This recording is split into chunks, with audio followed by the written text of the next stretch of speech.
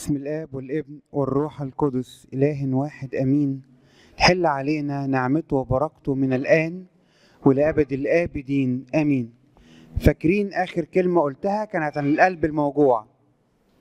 النهاردة عايز أكلمكم عن حاجة تانية برضو، إنك تحس إن أنت مرفوض، إنك تشعر إن أنت مش مقبول، إنك تحس إن كل حاجة حواليك فيها رفض ليك.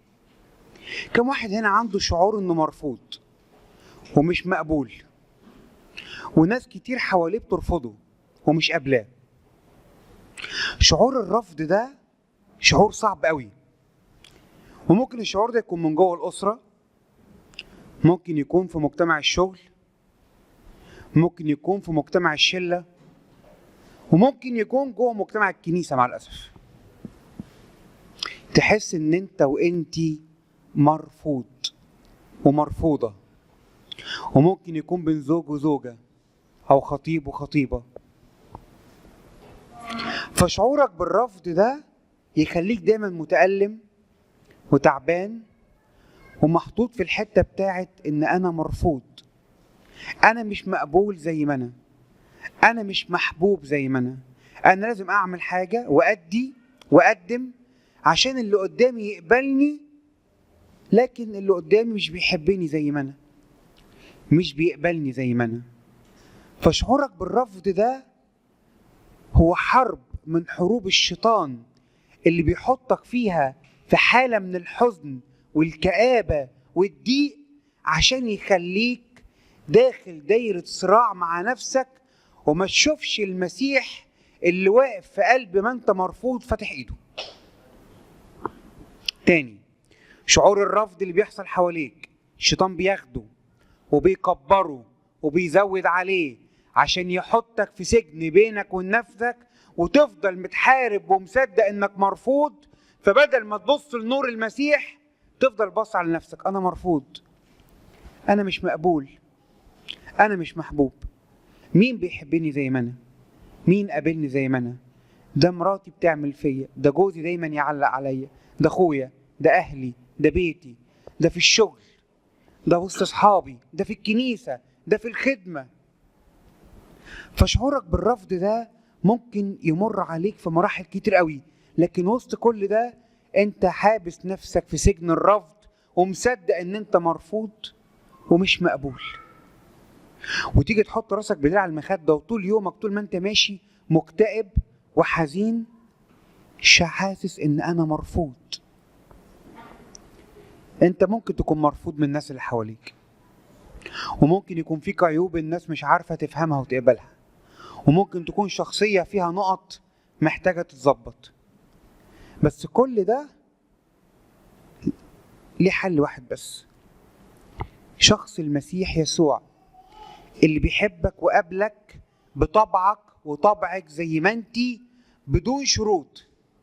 يعني ايه؟ يعني المسيح لما بيحب ويقبلك وانت مرفوض يقبلك ويقبلك بدون شروط.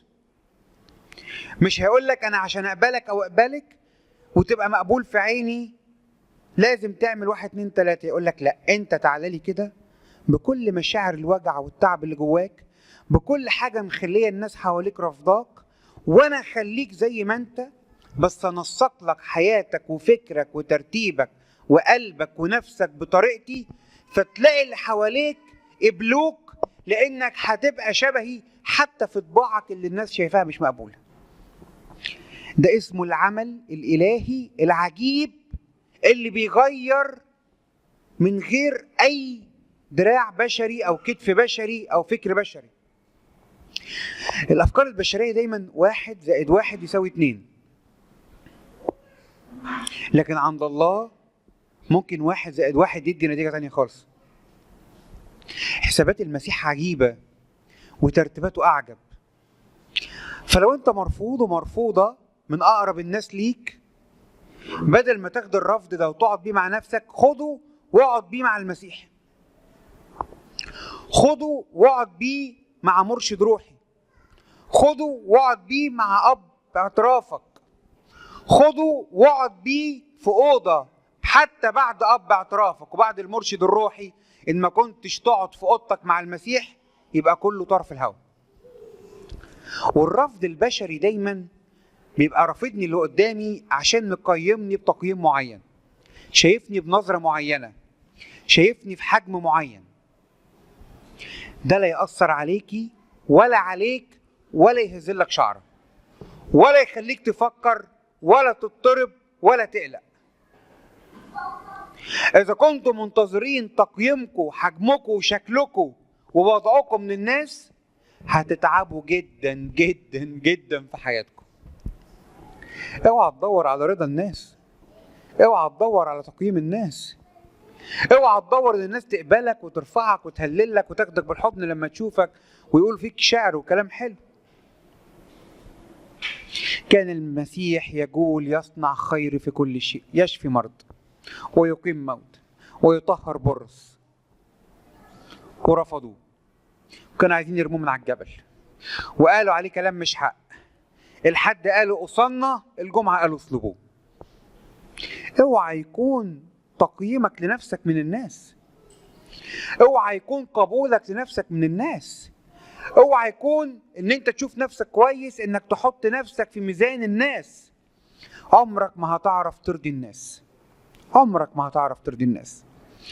بابا كرولوس كان رجلا كإيليا النبي، وكان رجلا يعني بصوا اعرف من بعض الاباء اللي خدمت معاه زمان شيوخ كان يقول لي كان يشوف ماري مرقس وكان يشوف ماري مينا وكان يتكلم مع ماري مينا كانه بيتكلم مع صاحبه. مسكوا البابا كرولوس زمان قالوا عليه افظع كلام وما كانش عاجب الناس وكان الناس بتسيء اليه. ولما جه هيترسم بطرك فقالوا عليه ايه؟ ده المتوحد السحار بتاع الصحراء، ده ما ينفعش يبقى بطرك. ده بطرك ايه اللي يترسم؟ ده ما ينفعش. ده معاه ثانويه عامه، مش مكمل اكليريكيه ولا واخد جامعه، وده ازاي يقود الكنيسه، وده ازاي يبقى بطرك علينا؟ ده ما ينفعش يبقى بطرك. ده ليه؟ عشان شايفين اللي معاه ثانويه عامه فما تقبلش قدام الناس. اصل هو ما كانش يعني اسقف وبقى بطرك، ده راهب عايش في الجبل في الطاحونه فوق مش فاهم حاجه في حياته، ده يقعد يصلي كده على جنب يصلي لنا راجل بركه كده ناخد بركته ونركنه على جنب. لكن الاراده الالهيه تسمح بان البابا كرولوس اللي الناس شايفاه معاه ثانويه عامه وراجل معوش لا بكالوريوس لاهوت ولا بكالوريوس مش عارف ايه ولا معاه اي حاجه، ان ده اللي يكون بطرك. والمسيحيين تشوف في عهده اجمل وافضل ايام كان فيها سلام، وكانت صداقته بجمال عبد الناصر مشهود بيها قدام العالم كله. وكان البابا كرولوس رجل صلاه، يقال عنه ما كانش بيعرف يوعظ وعظه، يقال عنه كان صوته في القداس اجش، يعني صوته كده يقول لك تفسر كلامه بالعافيه. الناس شافته ايه؟ مش متعلم، راجل ما بيعرفش حاجه، وده يمسك الكنيسه ازاي وده يقود الكنيسه ازاي. وبقيادته للكنيسه اسس بره وجوه واشتغل وعلم وتلمذ ورسم اساقفه واقام الكنيسه في وقت ما كانش الكنيسه فيها نهضه. كانت الكنيسه في الفتره دي ايام البابا يوساب كان فيها مشاكل كتير قوي والدنيا كانت واقعه. فالبسيط ده اللي معاه ثانويه عامه، اللي مش متعلم، اللي ما بيعرفش يوعظ بس بيعرف يعمل ايه؟ يصلي، يرفع ايده ويعمل ايه؟ يصلي. طب انت ما بتعرفش طب اعمل حاجه، يقول لك لا انا اصلي. يحكي قصه حد من الاباء، واحد جه للبابا كرولوس قال لي ابني عنده مشكله في الجيش وعنده محاكمه عسكريه، فقال لك ان ياخد الورقه، خد يا فلان حط الورقه دي على مسبح الملاك ميخائيل، فلان مش عارف عنده مشكله فين حطها على مسبح ماري جرجس، فلان مش عارف عنده مشكله فين حطها على مسبح ماري مينا. يقول لك ما كانش يعدي من يوم ل3 ايام ان المشكله تتحل، ولما تتحل ينزل يعمل تمجيد. دي اسمها ايه بقى؟ صداقه القديسين، سحابه الشهود اللي بتشفع فينا المحيطه بنا. فلو انت مش مقبول، لا واحد زي بابا كرولوس ما كانش مقبول. لو انت مش مقبوله، لا واحده زي امنا اريني في بدايه رهبانتها ما كانتش مقبوله. فلو انت وانت مش مقبولين، اعرف انك مقبول في عين المسيح. ولو حاربوك كل الارض ووقف قدامك اي انسان مهما كان مين، وقيموك بكبير وقليل، وان انت غني وانت فقير ومتعلم وجاهل، تقييمات المسيح مختلفة. المسيح لما يجي يقيمك ازاي؟ يقيم هنا، يجي كده ايه، يوزن قلبك. والقلب ده ما يعرفوش غيره هو، ما يشوفوش غيره هو. الناس بتقيم باللي هم شايفينه، اما المسيح بيقيم داخل وخارج. وحتى لما تعمل غلطة في عصبية او في جهل او في ضيق او في شيء انت مش قصده، المسيح يقيمها غير لما انا الكاهن حتى اقيمها.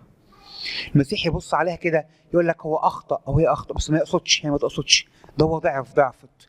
فيقيم حتى سقوطك وألمك وتعب ده بتقييم الأب المحب القابل ليك بدون ما يحاسبك.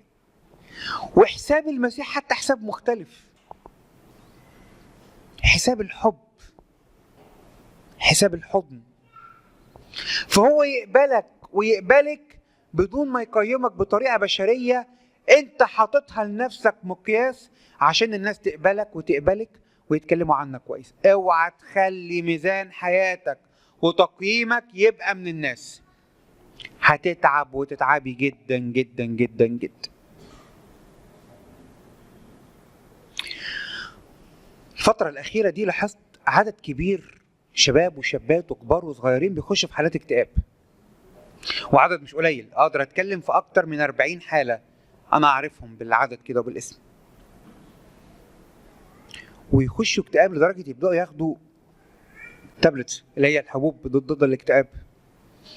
طب ايه اللي وصلهم للمرحلة دي؟ تقييم انا مين، شعور بان انا قليل، شعور بان انا مش كفاية، شعور بألف مشاعر مؤلمة داخلية بتخليك تفكر انك دايما مش كفاية. خلوا تقييمنا بالمسيح يا احبائي، خلوا تقييمنا بالانجيل، خلوا تقييمنا بالدم الغالي الثمين اللي سفك من اجلنا على الصليب، خلوا تقييمنا بالايمان القائم بالاعمال، خلوا تقييمنا انه بيحبني، انه قابلني، انه بابا السماوي الذي يقبل الجميع ولا يرفض احد.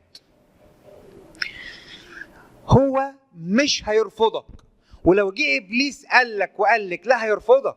يقبلك ازاي المسيح بالشر ده والخطيه دي قول له لا لا لا، اسكت ابكم يا شرير، المسيح قابلني، المسيح بيحبني. ما شفناش المسيح رفض موسى الاسود، ما شفناهوش قال للمريم المصريه اطلعي بره، ما شفناهوش مع السامريه قال لها يا بتاعه الرجاله. شفناه بكل الحب، ما بصلهمش وما قيمهمش برغم كل سقطة في حياتهم وكل ألم وتعب، قيمهم بكل الحب. وده تقييم المسيح غير تقييمي وتقييمك، غير نظرتي ونظرتك. فبلاش تسعى انك ترضي بشر، ارضي رب المجد، عيش مع المسيح بأمانة. ولو انت عارف وعارفة ان في مشكلة في شخصيتك او في نفسيتك او نتيجة جروح قديمة مريت بيها في حياتك او آلام وأتعاب مأثرة عليك وعليكي، اجري بسرعة على اوضتك ثم على اب اعترافك او على مرشد روحي تكشف قدامه الحتة دي، اهو انا في كذا. ويا احبائي، من منا بلا مرشد هيتخبط كتير في الطريق، من منا بلا اب اعتراف هيتكفي على وشه كتير، من منا يسلك بدون شخص يكون مختبر الطريق الروحي ويعبر بيه، يعلم الله هتشوف اوقات صعبة جدا. ربنا ما حطلناش التدبير الروحي والاعتراف والارشاد لمجرد يعني سوري بيرخم علينا لازم حد يعرف اسرارك، لا، ده ربنا عارف طبيعتك البشرية. عشان كده دايما كان بولس يبعت لتيموثاوس ويقول له يعمل ايه وما يعملش ايه، وامتى ينتهر وامتى يتكلم ببساطة وامتى يعلم. عشان كده كان القديس مكاريوس كان يروح لأنبا أنطونيوس ويسأله وياخد منه ترتيب وفهم وخطة روحية. عشان كده كل الذين سلكوا في الطريق كان لهم مرشدين روحيين. فالإرشاد الروحي ده مهم، وصدقوني حتى أنا عندي مرشد روحي. أنا بروح لأب اعترافي وأقعد معاه كده وأقول له على كل حاجة بأمانة من غير ما أخبي عنه أي حاجة، عشان عارف إن لو قعدت بيني وبين نفسي ما ممكن حاجة تعدي عليا. عشان كده بولس الرسول قال إيه؟ مختبرين كل شيء إيه؟ حد عارف الآية دي؟ مختبرين كل شيء بعضكم مع بعض. اختبار الأمور، بختبر الحتة دي، مختبرين كل شيء. أنا بختبر مع من سبقني في الطريق عشان أعرف إيه؟ أسلك إزاي؟ مختبرين، لازم أختبر الأمور دي. أنت بختبرها مع مين؟ مع اللي سبقني في الطريق. طب لو مشيت مع نفسي هتتخبط شمال ويمين. صلوا، ارفعوا قلوبكم للمسيح. هو مش مستني تقييم معين ولا شكل معين ولا تست معين ولا لحن معين ولا عدد صلوات في اليوم معين. هو مستني قلب يجي يوزنه كده، يقول له ايه؟ هذا القلب حسب ايه؟ حسب قلبي. بس انا عندي خطايا، لا ده حسب قلبي. بس انا عندي نجاسات، لا النجاسات دي حاجات بتعدي عليك وانت رافضها، ده حسب قلبي. بس انا فيا يا عم انت حسب قلبي، يا ست انت حسب قلبي. ما تبصيش لنفسك ولضعفاتك ولا تبص لنفسك ولا ضعفاتك. انا بابا، انا ابا، انا اللي قبلك، انا اللي بحبك، انا اللي شايفك حلو وحلوه برغم كل الناس بيقول عليك وحش. انت مقبول في عيني ومقبوله في عينيا رغم ان كل الناس رافضينك. وصدقوني في بعض الاحيان لما بنمر بضيقات وبتجارب زي كده بتخرج اجمل ما فينا من صلوات وتضرعات ودموع وتغيير، بتشكل فينا كآنية في المسيح على اجمل شكل. طول ما الحياه حلوه كده والدنيا جميله وكل الناس راضيه عني وبشتغل وبقبض وفي فلوس وانا زي الفل، تلاقي نفسك ايه؟ الدنيا حلوه. اول ما الدنيا تتكعبل بنفتكر ربنا. هو ما بينسكش. صدقوا ان انتم مقبولين في عينيه، صدقوا ان انتم محبوبين في عينه، صدقوا ان اللي قبل موسى وقبل مريم المصريه وقبل السامريه قبلك زي ما انت كده. اللي راح افتقد موسى في البريه في عز شره وارسل ليه اكتر من حد عشان يعرفه، هو بيفتقدك كل لحظه.